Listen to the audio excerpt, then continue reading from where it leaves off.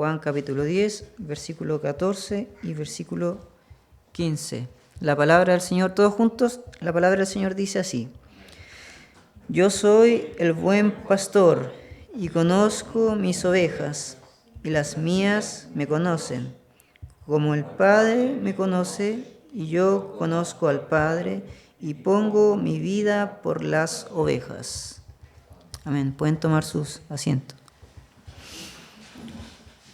Cantamos el poder de la cruz, ¿verdad? Y nos preguntamos qué fue lo que el Señor intentó hacer, qué fue lo que el Señor intentó lograr con su muerte, si nos ponemos a pensar. ¿Cuál era el objetivo de nuestro Señor Jesús ahí en la cruz? ¿Hacer posible que cualquiera pudiese salvarse? Es para que pensemos. ¿O salvar eficazmente a muchos? Si leemos el texto que está acá, ¿alguien podría responderme?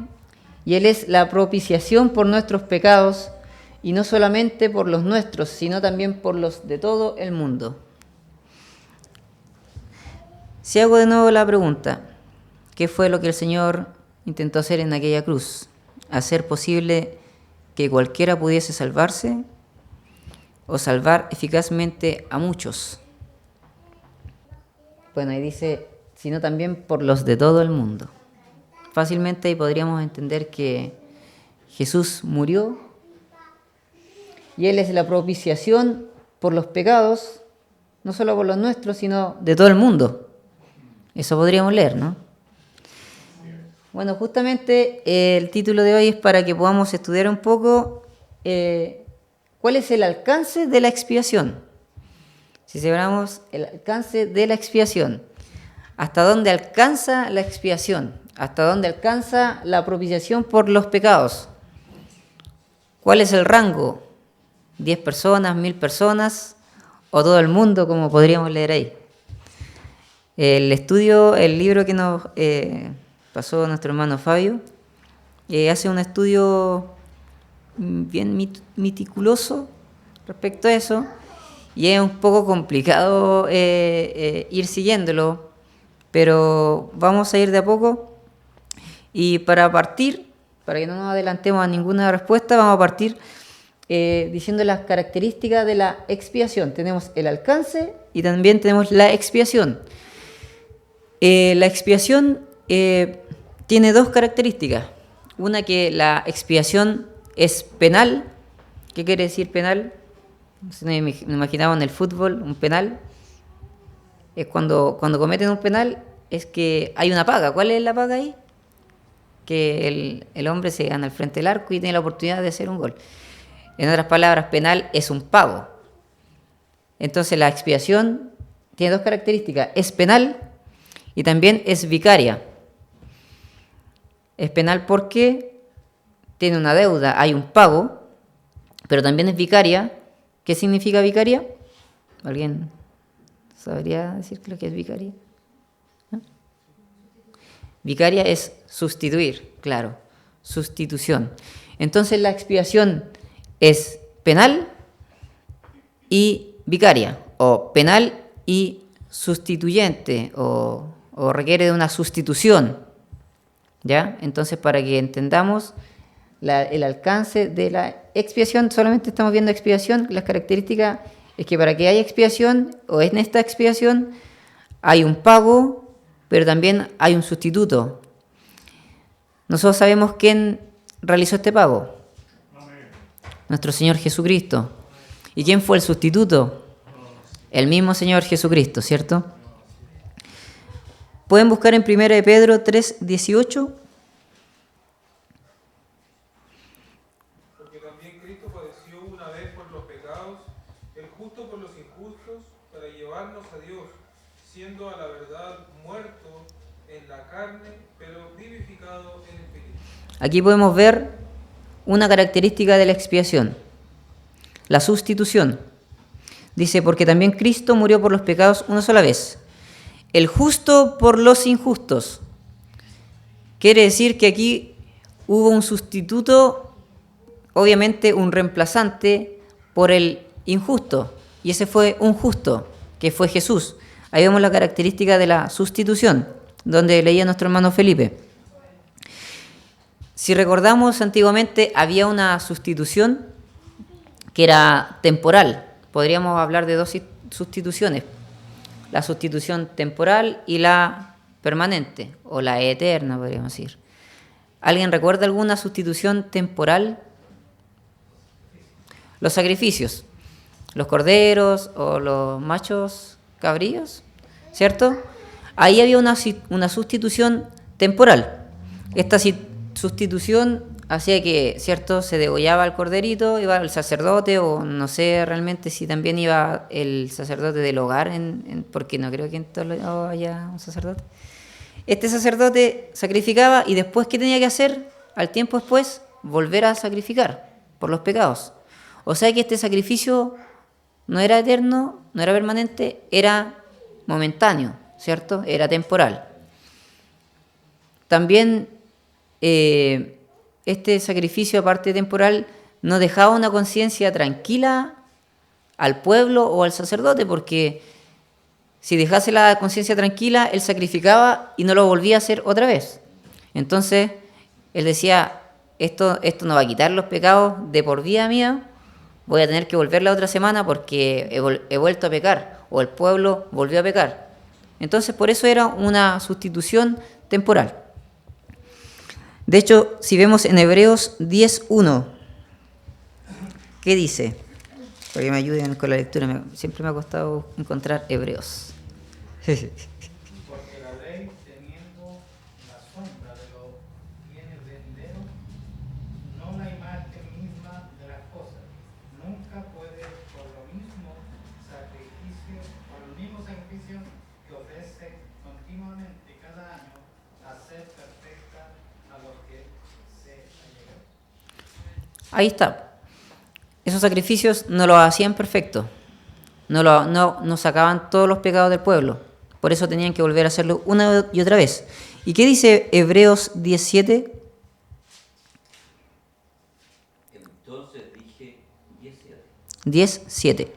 Entonces dije, heme aquí, en la cabecera del libro está escrito de mí, para que haga, oh Dios, tu voluntad. Amén. Ahí vemos el amor tremendo de nuestro Señor Jesucristo, diciendo, heme aquí. Estaba escrito que era Él ese sacrificio que ahora ya no iba a ser temporal, sino que iba a ser permanente. Hebreos 9:25 al 26, ¿qué dice? Y no para ofrecerse muchas veces a sí mismo, como entra el pontífice en el santuario cada año con sangre ajena. De otra manera fuera necesario que hubiera padecido muchas veces desde el principio del mundo, más ahora una vez en la consumación de los siglos, para deshacimiento del pecado se presentó por el sacrificio de sí mismo. Amén. ¿De quién está hablando ahí, hermano Fabio? De Cristo. Dice que no para ofrecerse a sí mismo muchas veces. ¿Se imaginan que hubiese sido un sacrificio temporal en el que dice, acá mismo dice, de otra manera le hubiese sido necesario sufrir muchas veces desde la fundación del mundo? Hubiese tenido que ser sacrificado muchas veces, pero Él lo vino a hacer una sola vez y para siempre. Podemos también, es importante aquí la diferencia de esta sangre del Cordero, que era temporal, con esta sangre de nuestro Cristo, que es permanente, en 1 de Pedro 1:18 al 19.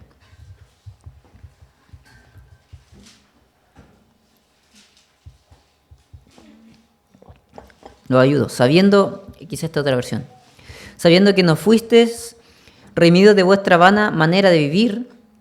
Ahí nos está recordando que no hemos sido redimidos por cómo vivimos, ni por la manera de vivir de vuestros padres, dice, sabiendo que no fuiste redimidos de vuestra vana manera de vivir, heredada de vuestros padres con cosas perecederas como oro o plata, sino con sangre preciosa, como de un cordero sin tacha y sin mancha, la sangre de Cristo. Esa es la sangre de Cristo. Hebreos 9:22 dice, y según la ley, casi todo es purificado con sangre, y sin derramamiento de sangre no hay perdón. Era este el motivo por el que Cristo tuvo que derramar su sangre. Entonces revisamos recién las características de la expiación. ¿Cuáles eran, si lo pueden recordar? Una era penal y otra vicaria.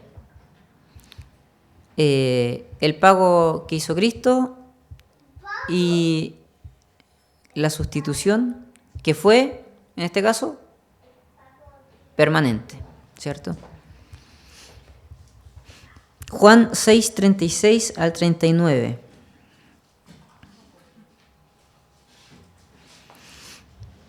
Y aquí habla un poco de el alcance de esta expiación. Dice, pero ya os dije que aunque me habéis visto, no creéis. Todo lo que el Padre me da vendrá a mí, y al que viene a mí de ningún modo le echaré fuera, porque he descendido del cielo, no para hacer mi voluntad, sino la voluntad del que me envió. Y esta es la voluntad del que me envió, que de todo lo que Él me ha dado, yo no pierda nada, sino que lo resucite en el día final. ¿Qué podríamos sacar de este versículo respecto al alcance de esta expiación? ¿Hay aquí en estos versículos algún rango?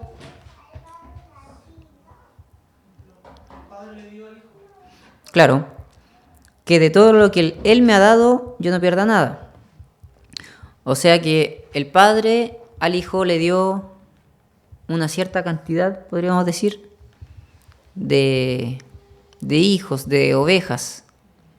Y ya entonces entraríamos a confundirnos con lo que dice ahí, sino también por los de todo el mundo, ¿verdad? Hay una doctrina que es la expiación, olvidé el nombre, pero es la universal, si no me equivoco, la expiación universal, en la que se pueden tomar de este versículo u otros que vamos a analizar, en donde ellos dicen que Jesús murió en la cruz por todo el mundo.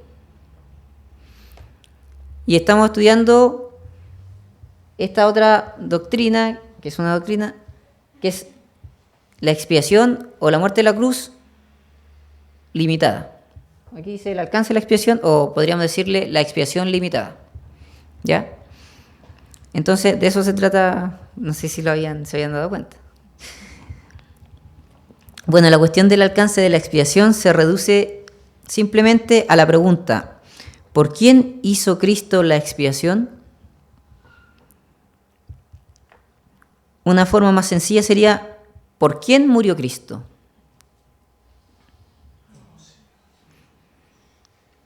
Y bueno, como les decía, este estudio era un poquito técnico, pero me llevó, entiendo yo, que el Espíritu Santo a ver otra cosa más que la tecnicidad, que es el amor de Dios para con nosotros. Y lo vamos a ir viendo más adelante al ver por quién murió Cristo. Hebreos 2:9 dice, sin embargo, vemos a Jesús que fue hecho un poco inferior a los ángeles, coronado de gloria y honra por haber padecido la muerte. Así, por la gracia de Dios, la muerte que Él sufrió resulta en beneficio de todos. Ahí podríamos decir que la muerte que Él sufrió resulta en beneficio de todos. ¿Qué estaríamos diciendo? Podríamos decir universal, ¿no? Y podemos dar otro ejemplo, que con esto ya quedamos claros, ¿no? Y Él es la propiciación por nuestros pecados, y no solamente por los nuestros, sino también por los de todo el mundo. La cuestión, de nuevo vuelvo a hacer la pregunta. Ahora me habían dicho, yo creo, no me dijeron en realidad, pero sentí que dijeron, ¿por qué murió Cristo cuando hice la pregunta? Por mí, ¿cierto? Ahora vuelvo a hacer la pregunta, ¿por quién hizo Cristo la expiación? Al haber leído este versículo, ¿por quién murió Cristo? Volvemos a hacer esa pregunta. Bueno, la Biblia emplea estas palabras universales en casi toda su escritura, pero no podemos pensar que se refiere a todos los seres humanos. Palabras como el mundo, todos, expresiones como cada uno y todos los hombres. O sea, se lee mucho eso en la palabra de Dios, pero no siempre significan en la escritura que es cada miembro de la raza humana. Romanos 11:12. Hermano, cualquier hermano que pueda leer.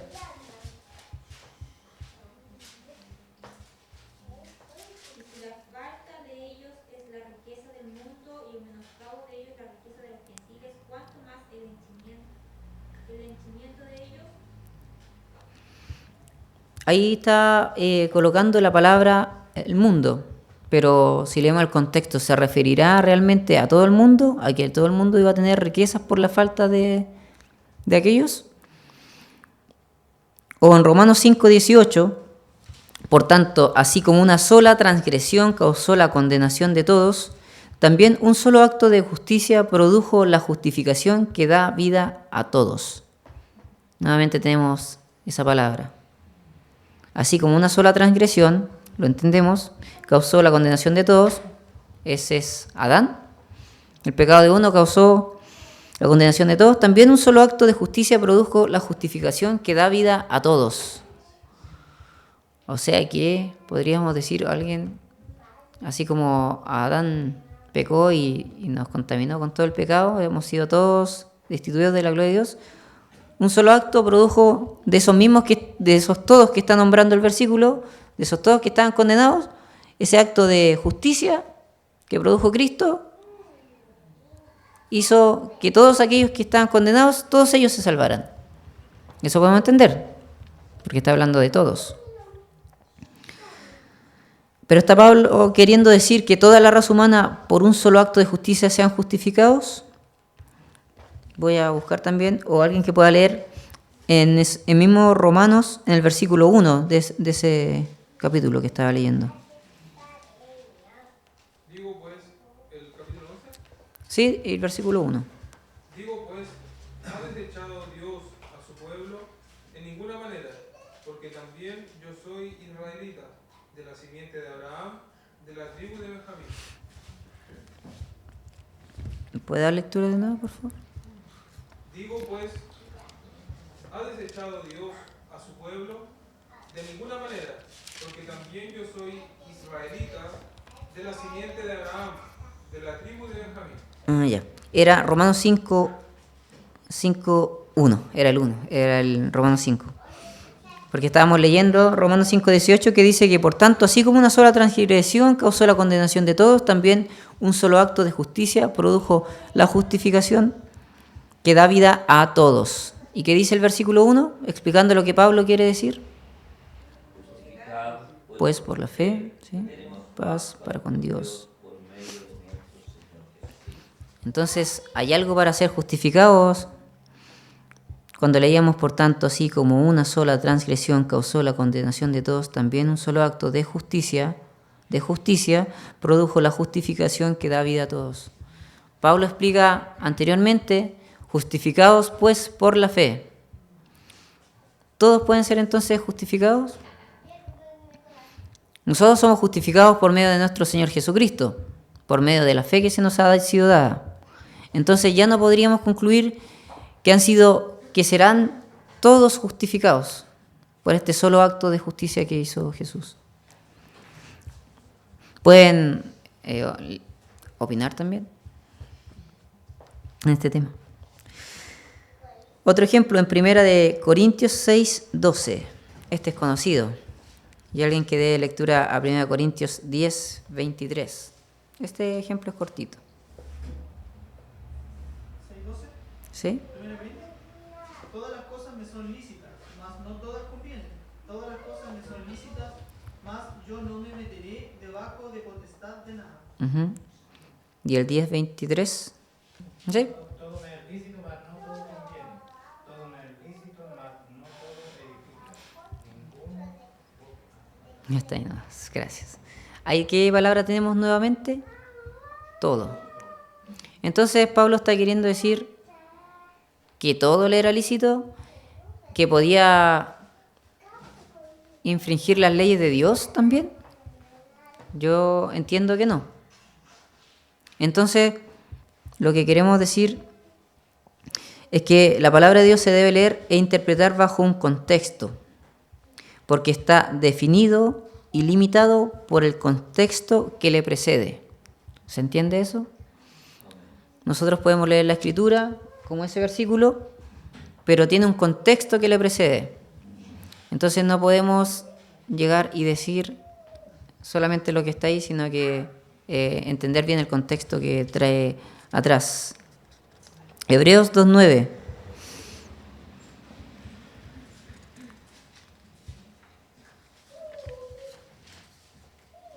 Pero vemos coronado de gloria y de honra por el padecimiento de muerte a aquel Jesús que es hecho un poco menos que los ángeles, para que por gracia de Dios gustase la muerte por todos.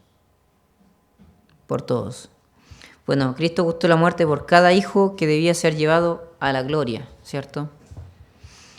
Y por todos los hijos que Dios le dio, como leíamos en versículos anteriores.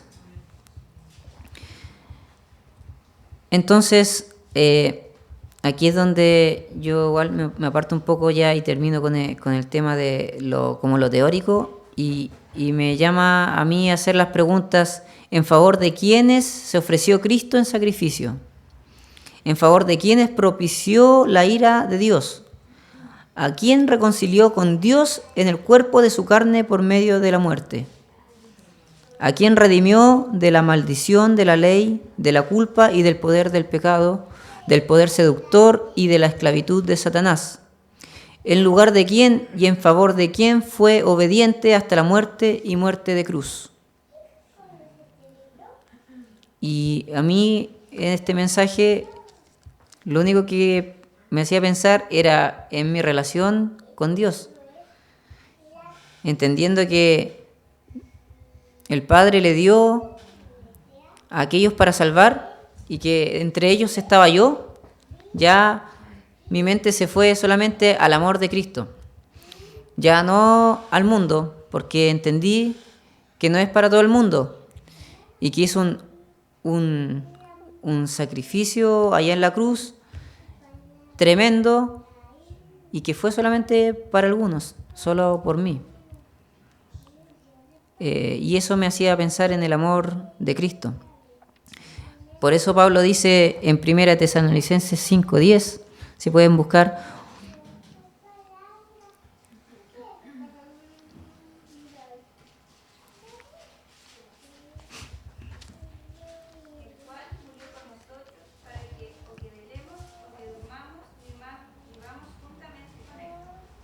demuestra el amor de Dios, murió por nosotros.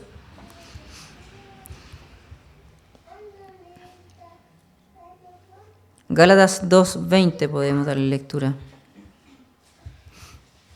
Ese es más conocido. Con Cristo estoy juntamente crucificado. Y no vivo, no ya yo, mas vive Cristo en mí. ¿Ve que ahora se pone más personal esto? Y lo que ahora vivo en la carne, lo vivo en la fe del Hijo de Dios, el cual me amó y se entregó a sí mismo por mí.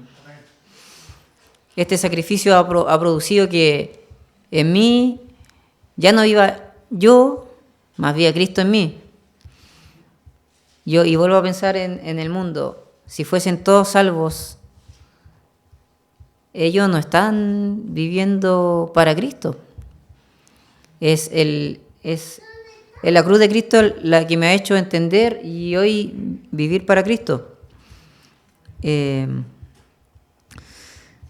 Sigamos. Tito 2:14.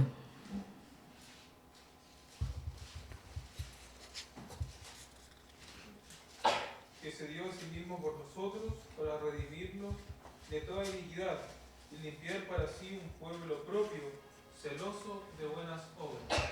¿Qué produce o qué es? Ahora, ¿cuál es el objetivo de haber muerto allá en la cruz? Ya entendimos que es para morir por algunos. ¿Están de acuerdo? Que al principio como que para morir por nosotros, por los que Dios predestinó, por los que Dios le dio, ¿cierto? ¿Qué más decía, hermano Felipe, esa lectura?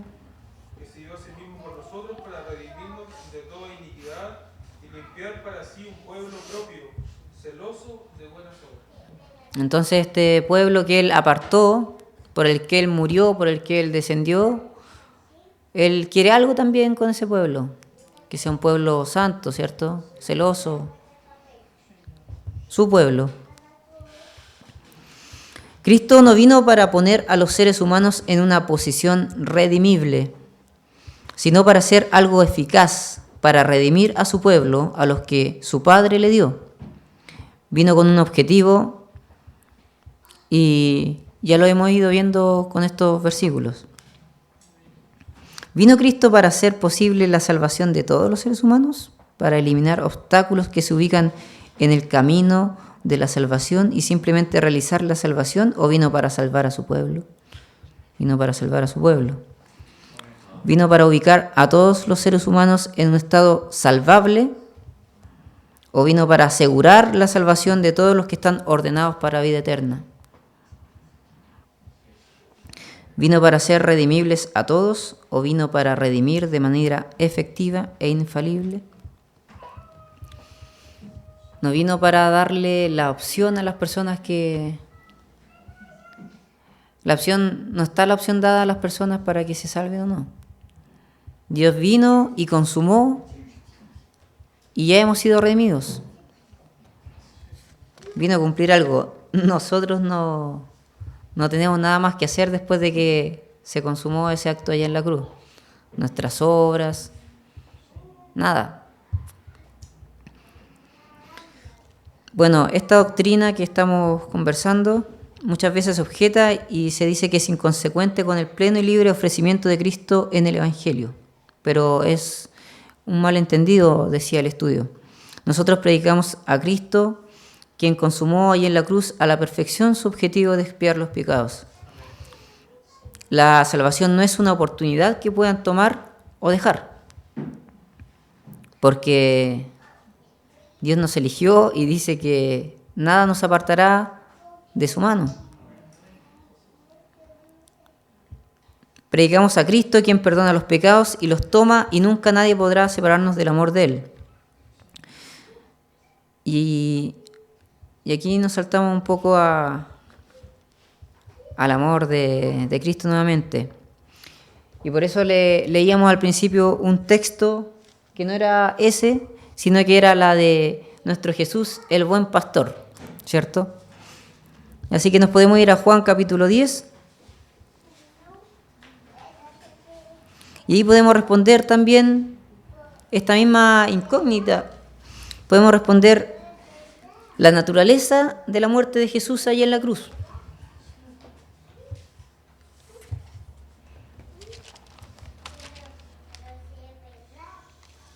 Juan capítulo 10, versículo 14. Dice: yo soy el buen pastor y conozco mis ovejas, y las mías me conocen. Como el Padre me conoce y yo conozco al Padre, y pongo mi vida por las ovejas. Vemos ahí el inmenso amor de nuestro pastor. Vemos ahí el inmenso amor de Jesús. Yo soy el buen pastor y conozco mis ovejas. Quiere decir que Él conoce quién es su pueblo.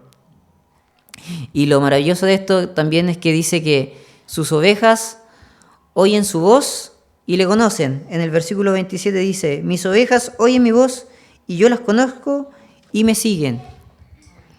Las ovejas de este buen pastor, al oír la voz de Él, lo siguen, porque conocen que Él es su pastor. Y le siguen porque le pertenecen a Él por derecho. Estas ovejas no llegaron a ser suyas porque creyeron en Él. Estas ovejas creyeron en Él porque son de Él.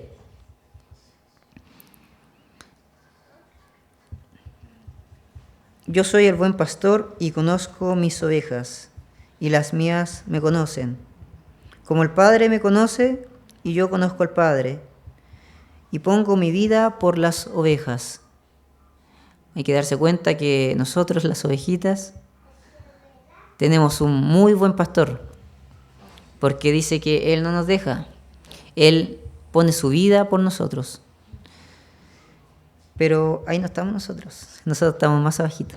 En el versículo 16 sigue, dice, también tengo otras ovejas que no son de este redil. Aquellas también me conviene traer, y oirán mi voz, y habrá un rebaño y un pastor. Si no me equivoco, cuando habla aquí de Israel, de su pueblo, también acá en el versículo 16, ahí empieza a hablar también de los gentiles, si no me equivoco. Que esos somos nosotros, que también nos consideró como su pueblo, como sus ovejas. Dice, aquellas también me conviene traer, y oirán mi voz, y habrá un rebaño y un pastor. Ahí en el cielo estaremos todos juntos. Esos judíos o ese pueblo que él tenía, y también los gentiles que somos nosotros. Es interesante estos versículos del buen pastor, porque podemos leer el capítulo 10 que dice, de cierto os digo, el que no entra por la puerta en el corral de las ovejas, mas sube por otra parte, el tal es ladrón y robador, mas el que entra por la puerta, el pastor de las ovejas es. A este abre el portero, y las ovejas oyen su voz, y a sus ovejas llama por nombre y las saca. Y como ha sacado fuera todas las propias, va delante de ellas, y las ovejas, ¿qué hacen? Le siguen. ¿Por qué? Porque conocen su voz. Estas ovejas son particulares. No son otras ovejas, son solo las ovejas de él. Mas al extraño no seguirán, antes huirán de él, porque no conocen la voz de los extraños. Esta parábola les dijo Jesús, mas ellos no entendieron qué era lo que les decía. Volvióle pues Jesús a decir, de cierto os digo, yo soy la puerta de las ovejas. Todos los que antes de mí vinieron ladrones son y robadores, mas no los oyeron las ovejas. Yo soy la puerta, el que por mí entrare será salvo, y entrará y saldrá y hallará pastos. El ladrón no viene sino para hurtar y matar y destruir. Yo he venido para que tengan vida y para que la tengan en abundancia. Yo soy el buen pastor su vida da por las ovejas. Jesús ha dado su vida por nosotros. Mas el asalariado, y que no es el pastor, de quien no son propias las ovejas, ve al lobo que viene y deja las ovejas, y huye, y el lobo las arrebata y esparce las ovejas. Así que el asalariado huye, porque es asalariado, y no tiene cuidado de las ovejas. Vuelve a repetir, yo soy el buen pastor, y conozco mis ovejas, y las mías me conocen. Vuelve a repetir que él pone su vida por las ovejas. Este es nuestro amado Señor Jesús, que pone su vida por nosotros, que descendió del cielo solo a buscar a su rebaño.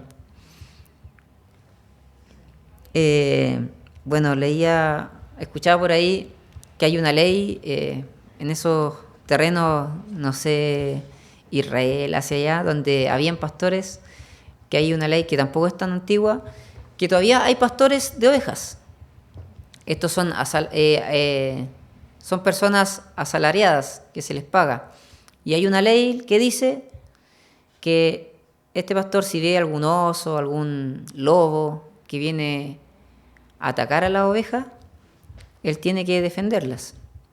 Pero ahora la ley dice que si vienen dos lobos, él tiene derecho a correr, a salir de ahí y resguardar su vida, porque tampoco son su oveja. Entonces, ahí vemos el ejemplo de nuestro Señor Jesús, que Él no corrió, ni por uno o dos lobos que lo azotaron, que lo golpearon, que lo crucificaron y hasta que lo mataron, ¿cierto? Ese es nuestro pastor, Jesús. Hechos 18:10.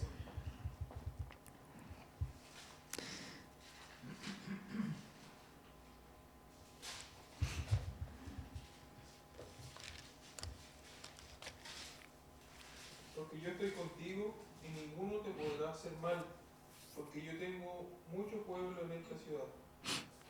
Bueno, 18:10. sí. Ahí está hablando de que tiene mucho pueblo allí. Pablo estaba en Corinto visitando y tenía que hablar. Y el versículo antes, hermano Felipe, si puede leer. Entonces el Señor dijo de noche en visión a Pablo, no temas, sino habla y no calles. Claro, le estaba diciendo que predique, que hable, que no tenga miedo, luego le dice. Porque él tiene muchos de él ahí. ¿Quiénes eran ellos? Esos gentiles que luego se iban a convertir al Evangelio. Más adelante sale que predicó y muchos se convirtieron. Esas son las personas que sí son sus ovejas.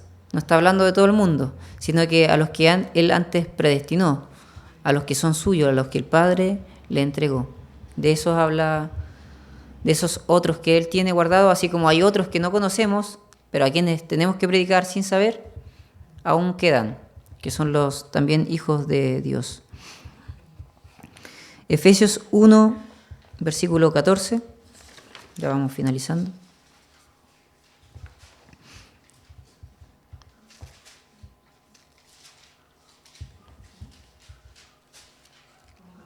Sí. 1, versículo 4. Sí. Según nos escogió en él antes de la fundación del mundo, para que fuésemos santos y sin mancha delante de él en amor. Amén. Esta es una característica que tienen que tener las ovejas del pastor. ¿Cuál eran, hermano Fabio? Santos y sin manchas.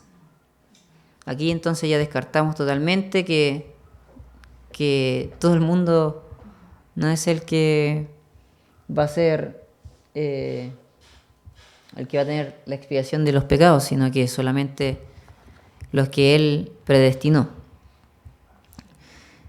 Esta es la característica que debemos tener nosotros al ver el amor de nuestro Cristo. El objetivo que veíamos de nuestro Cristo, que era, aparte de morir, también tener una iglesia santa. Juan 10:29 dice, mi Padre que me las dio, por eso es que le pertenecemos a Cristo. Juan 6:35-36.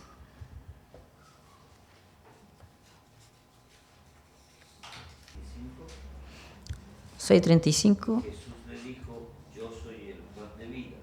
El que a mí viene nunca tendrá hambre y el que en mí cree no tendrá sed jamás. Mas os he dicho que aunque me habéis visto, no creéis. El versículo 37. Todo lo que el Padre me da, vendrá a mí, y el que a mí viene, no le echo fuera. Entonces está diciendo que la persona va al Señor porque lo elige. Nosotros vamos al Señor o hemos venido al Señor. ¿Por qué? Porque nosotros ya somos de Él, porque ya le pertenecemos. Todo lo que el Padre me da, vendrá a mí. De cualquier forma, va a llegar a Él, porque le pertenece.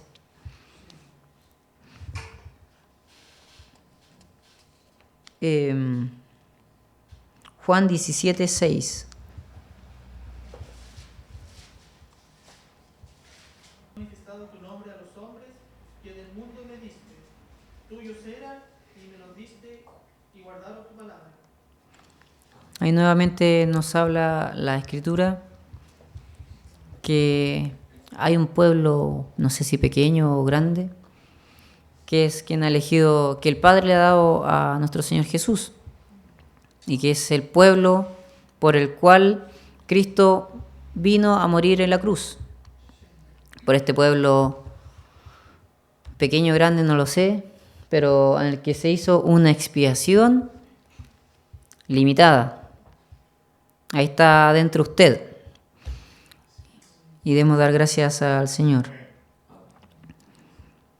La muerte de Cristo fue exclusivamente para salvar a sus ovejas. De hecho, donde estamos leyendo en Juan capítulo 10, también Cristo le recalca a los fariseos, a los que le está mostrando esta parábola, le recalca que no son sus ovejas. Hay ovejas que son de Él y otras que no. A ver si lo encuentro. Y rodeándole los judíos, el versículo 24 del capítulo 10, y dijéronle: ¿hasta cuándo nos has de turbar el alma? Si tú eres el Cristo, dínoslo abiertamente. Porque le preguntaban y le decían que no entendían. O sea, le estaban diciendo: nosotros no entendemos lo que nos estás diciendo. Eres tú el que está diciendo cosas complicadas aquí que nosotros no podemos entender porque nosotros sabemos la Escritura. Nosotros deberíamos entender, pero tú parece que estás enredando, te parece que no nos explicas, parece que no te das a entender. ¿Hasta cuándo nos has de turbar el alma? Si tú eres el Cristo, dínoslo abiertamente. El 25, después de que él ya le estuvo diciendo todo lo que leíamos de Jesús el buen pastor. Respondióle Jesús: os lo he dicho y no creéis. Las obras que yo hago en nombre de mi Padre, ellas dan testimonio de mí. Mas vosotros no creéis. ¿Por qué no creen ellos? Porque hay quienes no creen. Porque no sois de mis ovejas, como os he dicho.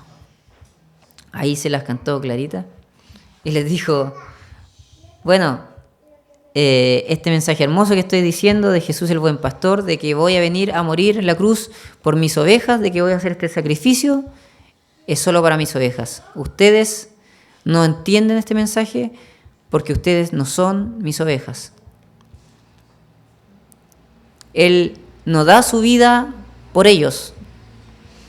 Yo doy mi vida por mis ovejas, dice. Y acá le está diciendo a los fariseos: ustedes no entienden porque ustedes no son mis ovejas.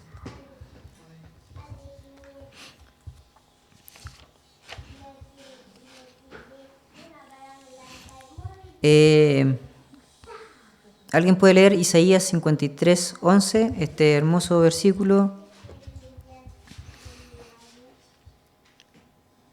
El trabajo de su alma verá y será saciado. Con su conocimiento justificará mi siervo justo a muchos, y él llevará las iniquidades de ellos. Amén. Aquí vemos el fruto de la aflicción de Cristo. ¿Cuál fue la aflicción? La muerte en la cruz. ¿Y cuál es el fruto, hermano Fabio, lo que leía?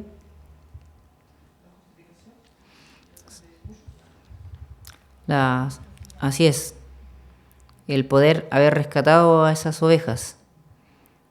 Imagínense lo que dice la palabra del Señor, que Él va a estar satisfecho, que Él va a haber frutos. O sea que a Él le da tanta alegría de haber podido cumplir este objetivo de venir a buscar a los suyos. Ese es el fruto de la aflicción de nuestro Cristo. Que nosotros seamos salvos. Que nosotros después, ese pueblo pequeño, esté con Él allá en el cielo. Primera de Juan 3.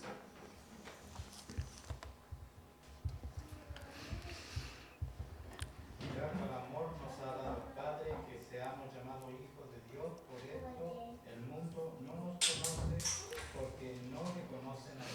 Amén. Mirad cuán amor nos ha dado el Padre, que dice la alabanza. Mirad cuán amor nos ha dado el Padre.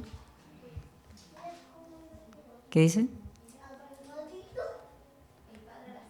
Hijos de Dios.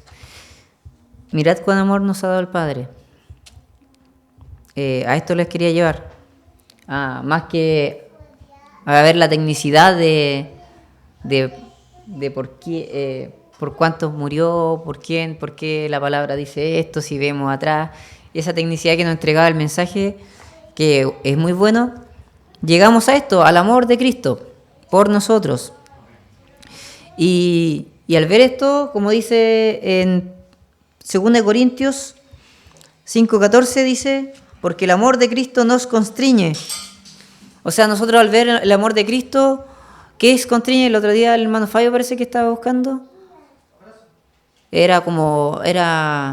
Nos constriñe, nos aprieta, nos empuja, nos obliga. El amor de Cristo nos obliga. Pensando esto, que si uno murió por todos, luego todos son muertos, y por todos murió, para que los que viven ya no vivan para sí, mas para aquel que murió y resucitó por ellos. ¿Qué nos lleva a hacer todo este mensaje?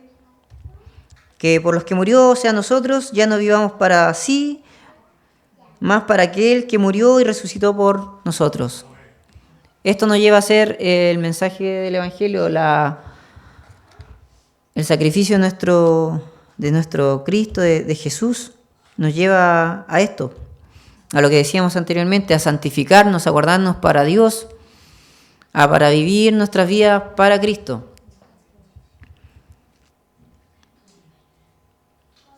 Yo soy el buen pastor, dice la Escritura. Demos gracias a este buen pastor. Hoy no hay nadie, entiendo yo, que no sea del rebaño de nuestro Dios.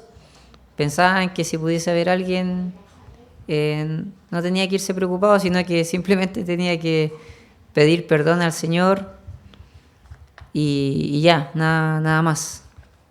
Porque Él quita multitud de pecados, Él nos salva, Él tiene designado a su pueblo. Y el día de hoy demos gracias al Señor por este glorioso mensaje que es la cruz de Cristo, que ha sido por nosotros, ¿ya? Que ha sido por sus ovejas. Nosotros oímos la voz de nuestro pastor y le seguimos.